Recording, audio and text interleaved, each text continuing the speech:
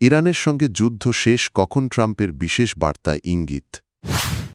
ইরানের স্কুলে হামলার নিন্দা ইতালির প্রধানমন্ত্রীর। নিজ দেশে বড় বিপদে নেতানিয়াহু।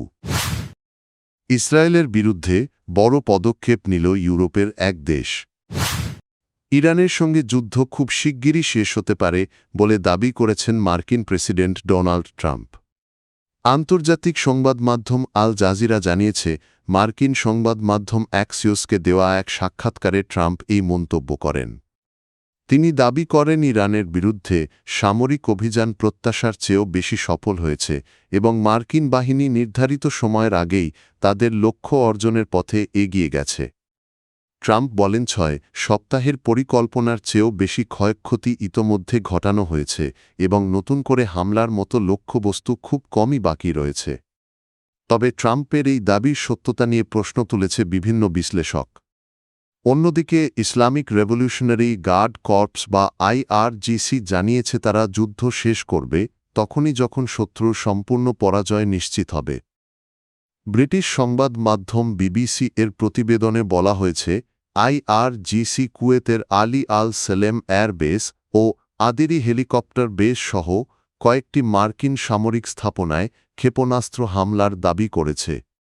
এছাড়া বাহরাইনের মিনা সালমান পোর্টে অবস্থিত মার্কিন ঘাঁটিতেও ড্রোন ও ক্ষেপণাস্ত্র হামলা চালানোর কথা জানিয়েছে ইরানের এই বাহিনী। ইরানের একটি স্কুলে প্রাণঘাতী হামলার ঘটনায় তীব্র নিন্দা জানিয়েছেন ইতালির প্রধানমন্ত্রী জর্জিয়া মেলোনি।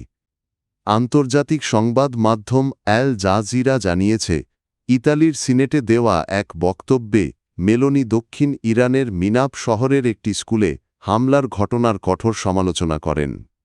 তিনি বলেন, নারী ও শিশু শিক্ষার্থীদের ওপর এই হত্যাকাণ্ডের তীব্র নিন্দা জানানো উচিত এবং ঘটনার দায় দ্রুত নির্ধারণ করা প্রয়োজন। গত ২৮ ফেব্রুয়ারি সংঘাত শুরুর প্রথম দিন মিনাবের ওই প্রাথমিক বিদ্যালয়ে ক্ষেপণাস্ত্র হামলায় অন্তত ১৭০ জন নিহত হন। নিহতদের বেশিরভাগই ছিল ৭ থেকে ১২ বছর বয়সী শিক্ষার্থী। এদিকে মধ্যপ্রাচ্যের চলমান সংঘাতের প্রভাব পড়েছে গুরুত্বপূর্ণ নৌপথ স্ট্রেট অফ হরমুজ এলাকাতেও। সংঘাতের মধ্যে ওই অঞ্চলের কাছাকাছি একটি বল্ক ক্যারিয়ার জাহাজে অজ্ঞাত উৎস থেকে ছোড়া ক্ষেপণাস্ত্র আঘাত হেনেছে।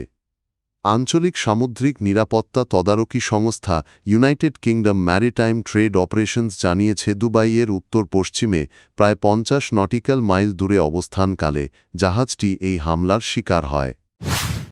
দুর্নীতি মামলায় ইসরায়েলের প্রধানমন্ত্রী বেঞ্জামিন নেতানয়াহু এর ক্ষমা আবেদন নিয়ে নতুন বিতর্ক তৈরি হয়েছে।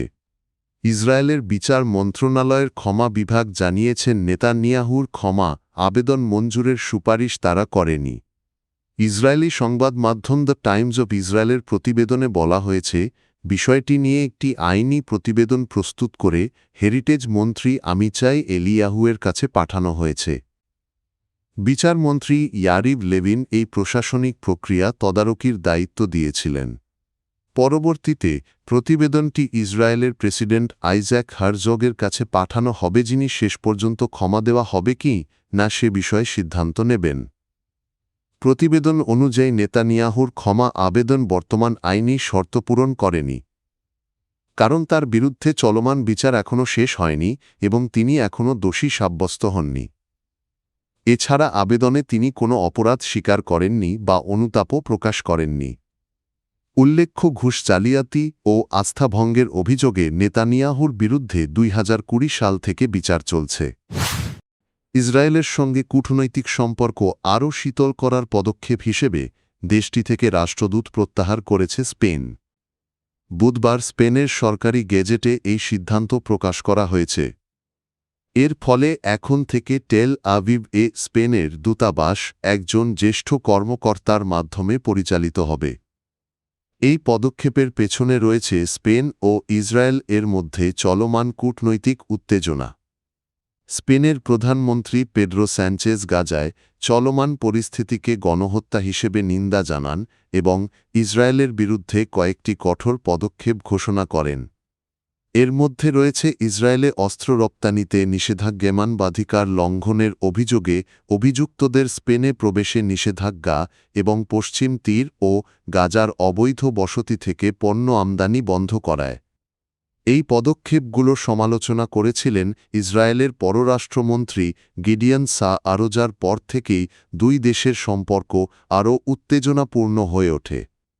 এছাড়া স্পেন জানিয়েছে তারা রাফা এলাকায় মানবিক সহায়তা কার্যক্রম জোরদার করতে নতুন উদ্যোগও গ্রহণ করছে।